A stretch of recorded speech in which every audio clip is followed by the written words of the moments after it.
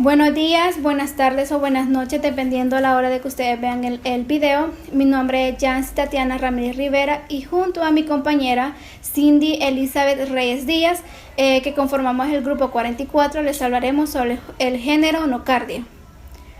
Como primer punto, les vamos a describir lo que es el agente. Se dice que las especies nocardia son bacterias gram positivas en forma de bastones que muestran una verdadera ramificación tanto en cultivos como en tinciones obtenidas a partir de lesiones clínicas. Este sigue experimentando considerable reclasificación. Se continúan reconociendo nuevas especies y se han implicado por lo menos 30 especies como causa de infecciones humanas. Estos son bacilos delgados, filamentosos y ramificados que se tiñen débilmente y tienen un crecimiento lento. Las especies del género nocardia son aerobias y se cultivan en diversos medios. En muestras clínicas, las nocardias aparecen microscópicamente como microorganismos filamentosos con ramificaciones hifoides. En los medios de laboratorios habituales, después de incubación de 35 a 37 grados centígrados por varios días, se desarrollan lo que son colonias cerosas, amontonadas e irregulares. La pigmentación de las cepas varía de blanco a naranja y rojo. Tales bacterias son gram positiva y catalasa positiva que producen lo que es ureasa. Las nocardias forman sustratos ramificantes externos y filamentos que se fragmentan después de la formación y emergen como células cocobacilares. Las paredes de estas células contienen lo que son ácidos micólicos que son de cadena más corta que las micobacterias.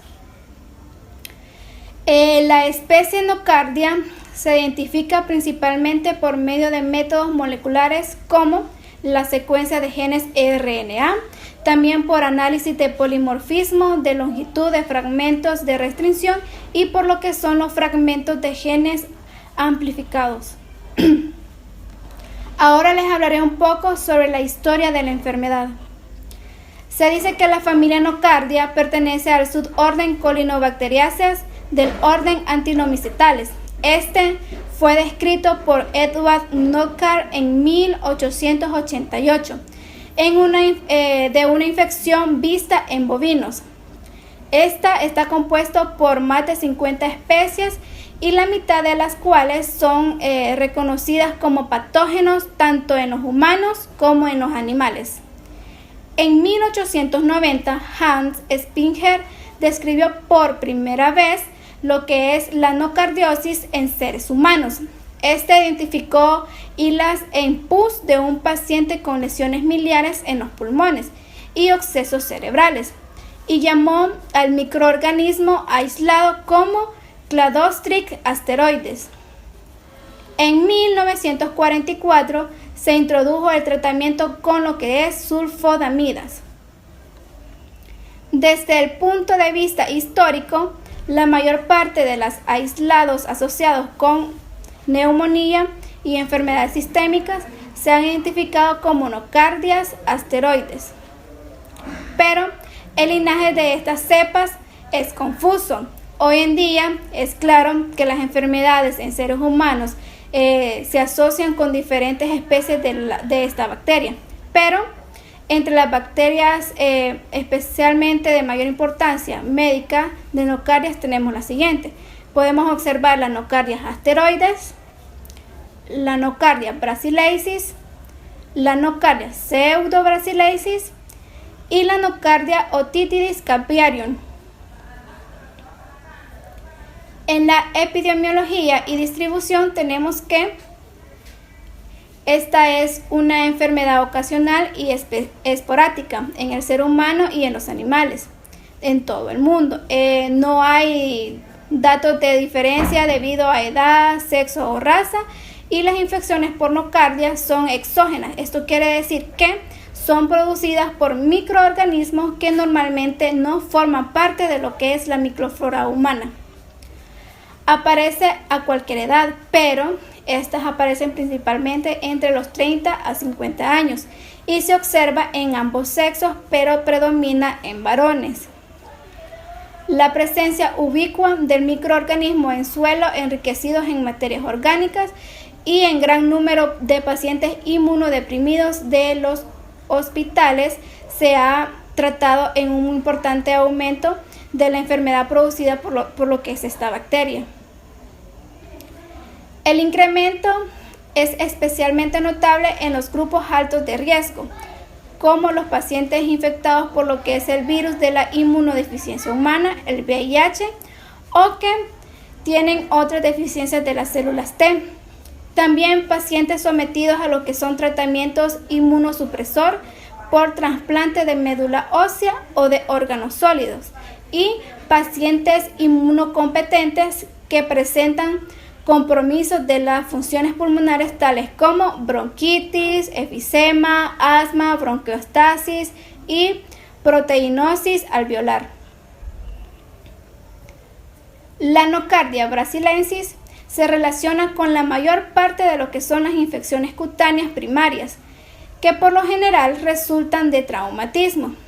Tales infecciones raramente se diseminan y las infecciones cutáneas relacionadas con traumatismos incluyen lo que es el micetoma. En el reservorio tenemos que este es un saprófito de la tierra que se encuentra en todo el mundo, porque el género Nocardias es un aerobio estricto capaz de crecer en la mayoría de los medios no selectivos para lo que son bacterias, hongos y micobacterias. Además, se sabe que en el laboratorio el cultivo es lento y necesita de incubación de hasta una semana y se puede necesitar medios selectivos. Estos, por ejemplo, agar con carbón tamponado y extracto de levadura, para aislar lo que es la nocardia en cultivos mixtos. En el periodo de incubación tenemos que este es incierto. Probablemente de unos cuantos días a varias semanas. Esto quiere decir que su periodo de incubación puede variar de persona en persona en cuanto al tiempo de unos días hasta algunas semanas.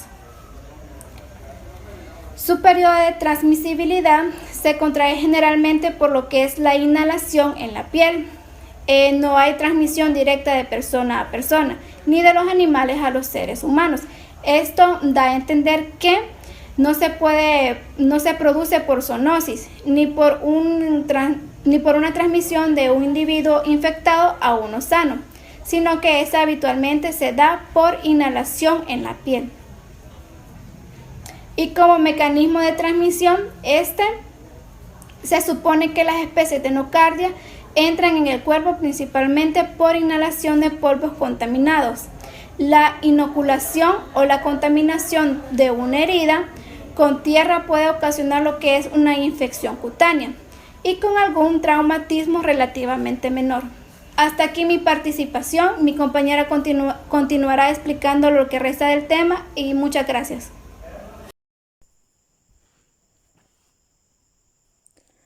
Doctora Berta Campos, compañeros estudiantes, reciban cada uno de ustedes buenos días o buenas tardes, dependiendo de la hora en que ustedes vayan a observar este video.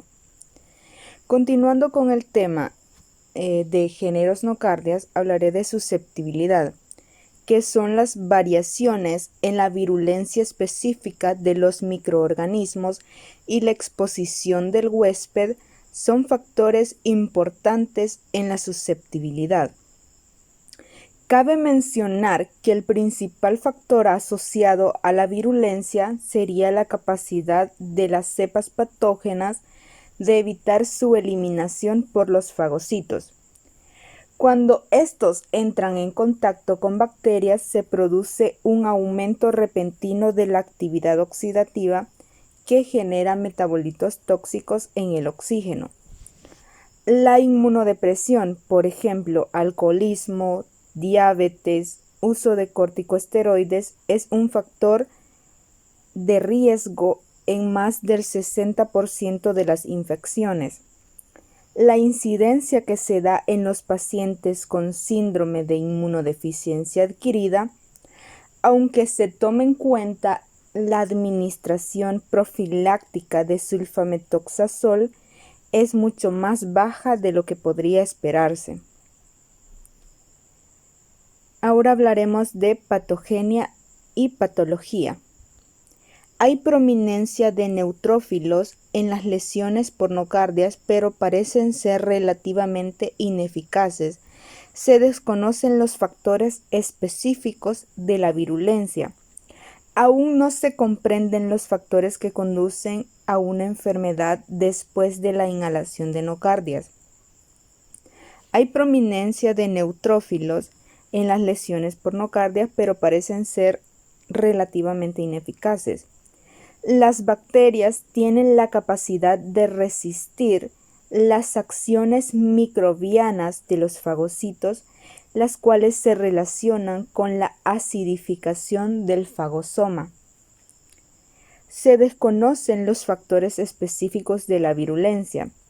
Las lesiones primarias en los pulmones muestran inflamación aguda y destrucción del parénquima. A diferencia de las infecciones por los actinomicosis, hay poca tendencia a la fibrosis y la localización puede presentarse también diseminación en el cerebro. A menudo se producen accesos multifocales en el sistema nervioso central. La mayoría de las infecciones pulmonares y cerebrales por nocardias se producen por nocardias esteroides. Casi en todos los casos, la nocardiosis es una infección oportunista, la cual se relaciona con varios factores de riesgo, la mayoría de los cuales alteran el tratamiento de los pacientes con la inmunodepresión, corticosteroides, trasplante de órganos, el síndrome de inmunodeficiencia adquirida y el alcoholismo. Las cepas patógenas de nocardias se protegen de estos metabolitos por medio de la secreción de catalasa y superóxido dismutasa, que está asociada a la superficie que confiere protección a las bacterias.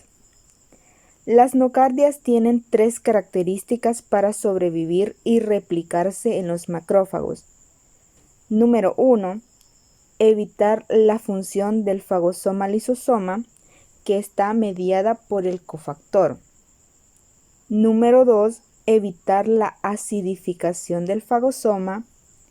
Y número 3. Evitar la erradicación mediada por la fosfatasa ácida a través de la utilización metabólica de esta enzima como fuente de átomos de carbono. Las infecciones cutáneas son el producto de la inoculación directa de nocardia.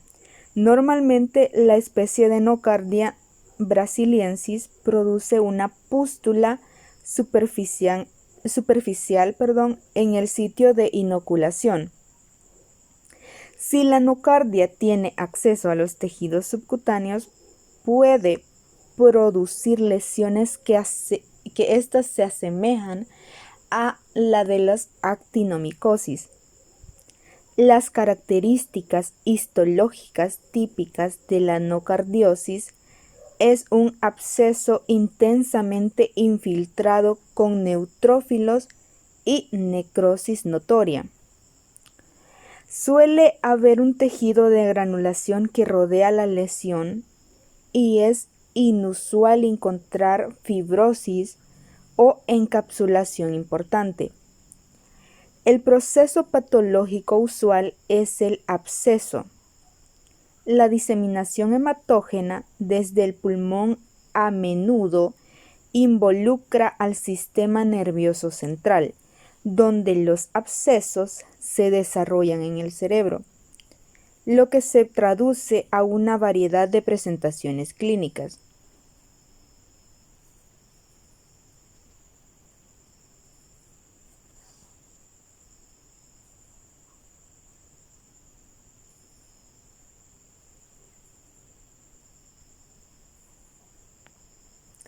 Continuando con el tema, el cuadro clínico. El cuadro clínico de los géneros nocardias, el más común de la nocardia es la infección pulmonar. Las infecciones cutáneas pueden ser infecciones primarias, las cuales pueden manifestarse inicialmente como neumonía, abscesos pulmonares o cavernas. Son frecuentes la diseminación en las cavidades torácicas y disfunción hematógenas, en particular el sistema nervioso central. La diseminación hematógena desde el pulmón a menudo involucra al sistema nervioso central, donde los abscesos se desarrollan en el cerebro, lo que se traduce en una variedad de presentaciones clínicas. Algunos pacientes tienen afectación pulmonar subclínica y se presentan con lesiones cerebrales. También pueden ocurrir diseminación a piel, riñones, ojos u otros sitios. La enfermedad broncopulmonar causada por los miembros del género nocardia no se puede distinguir de las infecciones por otros microorganismos biógenos. Si bien la primera suele desarrollar con mayor lentitud, la enfermedad pulmonar primaria por nocardia afecta casi siempre a los pacientes inmunodeprimidos. Si se diagnostica una infección pulmonar o diseminada por nocardia en un paciente sin una enfermedad de base, se debería realizar un estudio inmunológico exhaustivo. Por lo general, la infección pulmonar es una bronconeumonía confluente, que puede ser aguda, crónica o recurrente. Las infecciones cutáneas pueden ser infecciones primarias y pueden ser secundarias. Las infecciones primarias como los micetomas, infecciones linfocutáneas, celulitis, abscesos subcutáneos. En la diseminación secundaria pueden ser las linfadenitis dolorosas que se encuentran en los ganglios regionales. Y el síndrome cutáneo involucra pústulas y fiebre. El micetoma es una infección indolora crónica que se caracteriza por una inflamación subcutánea que afecta a los tejidos subyacentes, el músculo y el hueso. También afecta a múltiples fístulas que se encuentran en estrecha trayectoria desde el foco de infección hasta la superficie cutánea. Varios microorganismos pueden producir un micetoma, aunque la nocardia brasiliensis constituye la causa más frecuente. El micetoma es un síndrome clínico crónico y progresivo específico, debido a la infección de especies del género nocardia. Estas se caracterizan por edema y superación de los tejidos subcutáneos, con formación de trayectos fistulosos que se localizan predominantemente en la porción distal de las enfermedades. La nocardia brasiliensis se relaciona con la mayor parte de infecciones cutáneas que por lo general resultan de traumatismos. Tales infecciones raramente se diseminan. Las lesiones con inoculación de tierra contaminada pueden ocasionar abscesos superficiales o celulitis localizadas. Las infecciones linfocutáneas, estas se manifiestan con nódulos cutáneos y ulceraciones a lo largo de los vasos linfáticos y las afectaciones también de los vasos linfáticos regionales. Estas infecciones cutáneas están producidas por algunas especies de micobacterias y el hongo Sperotrix schenckii. Asimismo, la nocardia puede originar lesiones ulcerativas crónicas, abscesos cutáneos y celulitis. Hasta un tercio de los pacientes con infecciones por nocardias presentan afectación del encéfalo, por lo general con formación de los abscesos cerebrales múltiples o únicos. La enfermedad también se puede manifestar inicialmente como una meningitis crónica. Los signos clínicos de absceso cerebral dependen de su localización y del tamaño exacto. El cuadro neurológico puede ser particularmente bastante confuso, pues hay presencia, cuando hay presencia de múltiples lesiones. La combinación de neumonía actual o reciente y los signos focales del sistema nervioso central sugiere a una infección por nocardia. En la nocardiosis pulmonar y la presentación clínica principal, dado que la inhalación es la vía primaria de la exposición a las bacterias, puede tener lugar una variedad de síntomas incluidos fiebre, sudor nocturno, pérdida de peso, dolor torácico, tos con o sin reducción de esputo y disnea. Las manifestaciones clínicas no son distintivas y remedian tuberculosis y otras infecciones. Asimismo, las radiografías torácicas pueden mostrar infiltrados focales, módulos multifocales, incluso formación de cavidad. Las consolidaciones pulmonares pueden desarrollarse, pero son raras las formaciones de granuloma o la caseificación, en algunos pacientes que tienen afectaciones pulmonares subclínicas y que se presentan con lesiones cerebrales. También puede ocurrir diseminación a piel, riñones, ojos u otros sitios anatómicos.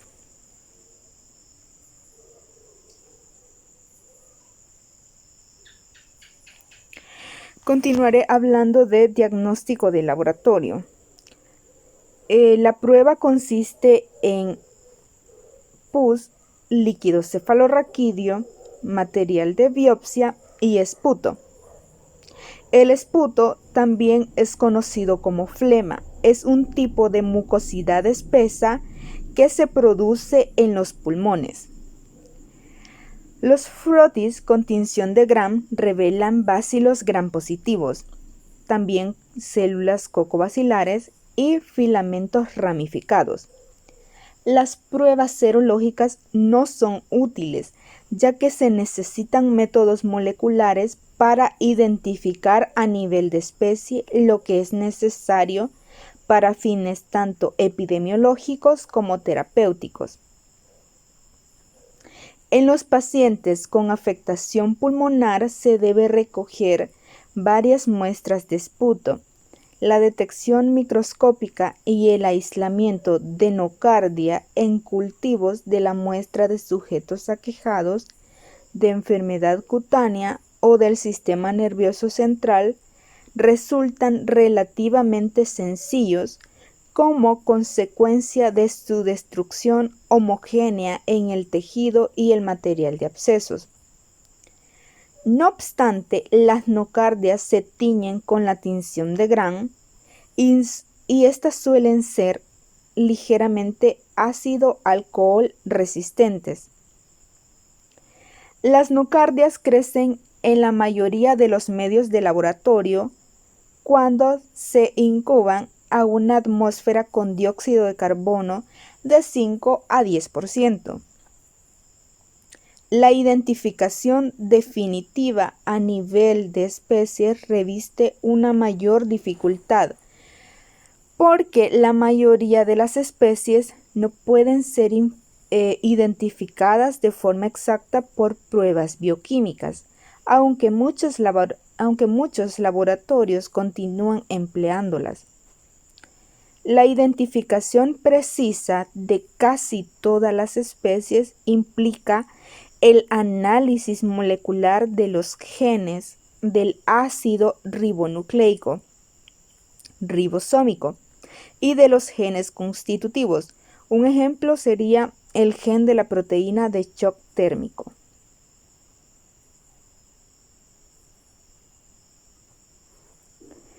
El diagnóstico diferencial, comprende distinguir las diferentes manifestaciones clínicas por nocardias entre las mismas, pero estas provocadas por otro agente. Un ejemplo, si se diagnostica una infección pulmonar o diseminada por nocardia en un paciente y éste no tiene una enfermedad de base, se debería realizar un estudio inmunológico exhaustivo. Bien, el diagnóstico por nocardia es mucho más fácil que el de los actinomicosis, porque el organismo se encuentra presente cantidades mayores y están distribuidos de manera más uniforme a lo largo de las lesiones. Por lo general, pueden encontrar filamentos de bacilos gram positivos con ramas primarias y secundarias en el esputo, que se demuestran fácilmente en aspirados directos de la piel o de otros sitios de purulencia. La demostración de ácido resistencia en combinación con otras observaciones es diagnóstica de lo que son las nocardias esteroides o nocardias brasiliensis. La acidoresistencia de las especies nocardias no es tan poderosa como las micobacterias. Por ende, el método de tinción utiliza un agente de decoloración más débil del utilizado para la tinción clásica. El cultivo de nocardias no es difícil porque los organismos se desarrollan en agar de sangre, siendo importante alertar al laboratorio en cuanto a las posibilidades de nocardiosis, porque el lento crecimiento de nocardia podría ocasionar que se viera dominado por la flora respiratoria, que comúnmente se encuentra en las muestras de esputo. La identificación específica puede llevar semanas debido a los análisis poco convencionales implicados. Por lo general, la tinción Gram es positiva, la acidoresistencia es débil y esta es una de las principales características. El agar en sangre es suficiente para el cultivo.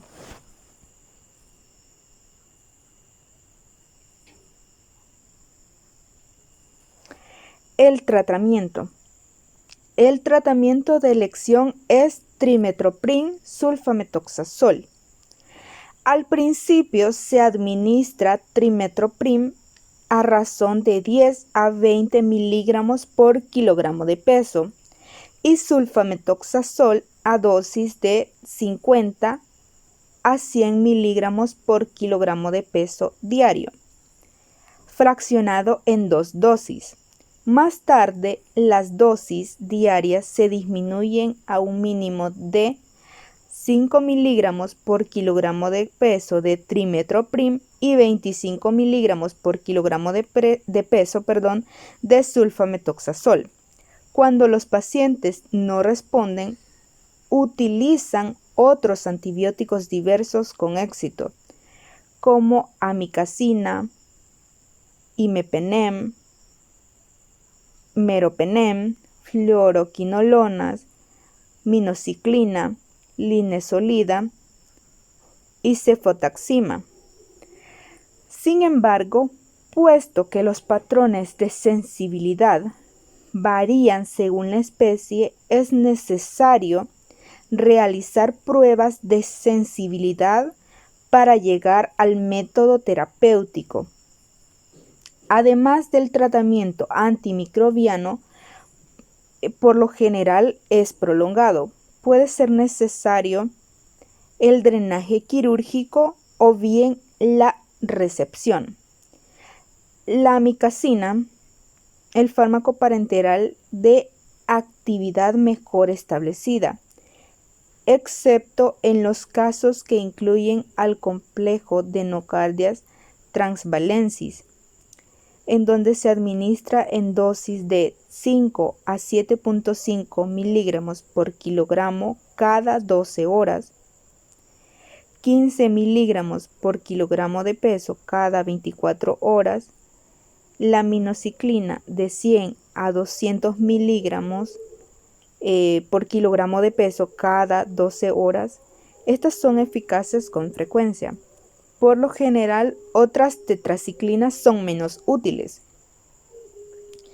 El tratamiento antibiótico en las infecciones graves y en las infecciones cutáneas en los pacientes inmunocomprometidos deben incluir 2 o 3 antibióticos como trimethoprim sulfamethoxazol más amikacinas en las enfermedades pulmonares o en las enfermedades cutáneas y trimethoprim sulfamethoxazol más imipenem o cefalosporina en las infecciones del sistema nervioso central.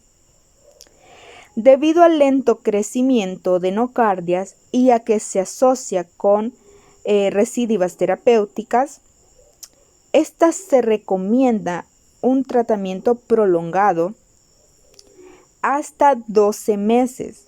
Aunque la respuesta clínica es favorable en los pacientes con infecciones localizadas, el pronóstico de los pacientes inmunodeprimidos con enfermedades diseminadas es desfavorable.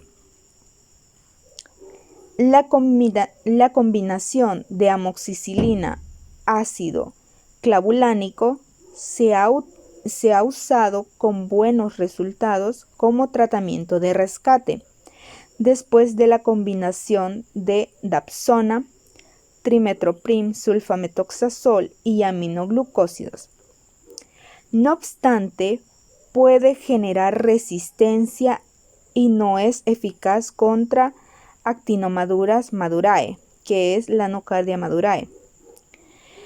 La amoxicilina de 875 miligramos combinada con ácido clavulánico de 125 miligramos administrada 2 veces al día es eficaz en algunos casos, pero debe evitarse en personas que padecen enfermedad por cepas del complejo de las N-nova,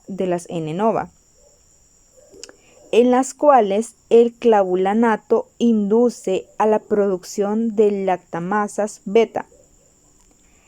En los casos resistentes también pueden emplearse amikacina combinado con un carbapenémico como el imipenem o el meropenem. Rara vez es necesario una intervención quirúrgica, aunque la mayoría de las cepas de nocardia son relativamente resistentes a la penicilina. Algunos de los betalactámicos más novedosos, el imipenem, cefotaxima, han sido eficaces, pero también lo han sido la minociclina y la amikacina. Los fármacos antituberculosos y antifúngicos, tales como la anfotericina beta B, no son activos contra las nocardias.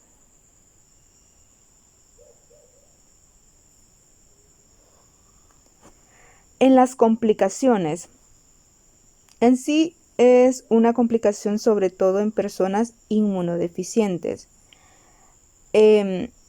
Las infecciones por nocardia en sí varían dependiendo de las partes del cuerpo que están comprometidas. Las complicaciones de las infecciones varían, como ya les había mencionado, las partes del cuerpo que están comprometidas. Ciertas infecciones pulmonares pueden ocasionar cicatrización y dificultad respiratoria. Las infecciones cutáneas pueden llevar a cicatrización y desfiguración.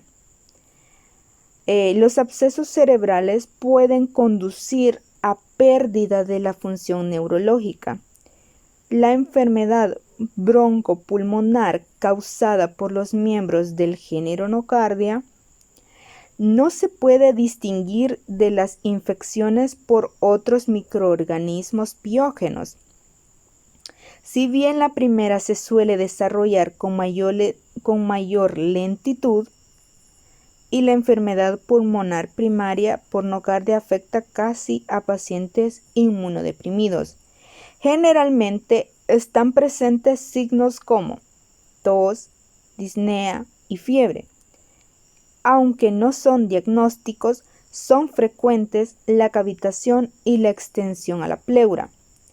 Aunque el cuadro clínico no sea específico de nocardia, se debe considerar la participación de estos microorganismos en los pacientes inmunodeprimidos aquejados de neumonía con cavitación, en especial en presencia de indicios de diseminación al sistema nervioso central o a los tejidos subcutáneos. Prevención y control. Las medidas preventivas, ninguna. Dado que la sensibilidad a los antibióticos puede variar según los aislados individuales, también se debe llevar a cabo pruebas de sensibilidad antimicrobiana para guiar al tratamiento específico. Resulta imposible impedir la exposición a las nocardias debido a su ubicuidad. No obstante, las enfermedades broncopulmonares producidas por esas bacterias es infrecuente en los individuos inmunocompetentes y las infecciones cutáneas primarias se pueden prevenir mediante el cuidado adecuado de las heridas. Se pueden reducir las complicaciones asociadas a la enfermedad diseminada al considerar la nocardiosis en el diagnóstico diferencial de los pacientes inmunodeprimidos con enfermedad pulmonar cavitaria e instaurar un tratamiento precoz. Control del paciente de los contactos y del medio ambiente inmediato. Notificación a las autoridades locales de salud. Por lo regular, no se justifica la notificación oficial. Como número 2, aislamiento ninguno. Como número 3, desinfección concurrente de las secreciones y los apósitos contaminados con ellas. Como número 4, cuarentena, ninguna. Como número 5, inmunización de los contactos, ninguna. 6. Investigación de los contactos y de la fuente de infección, no se encuentra indicada. Como número 7, tratamiento específico, trimethoprim sulfametoxazol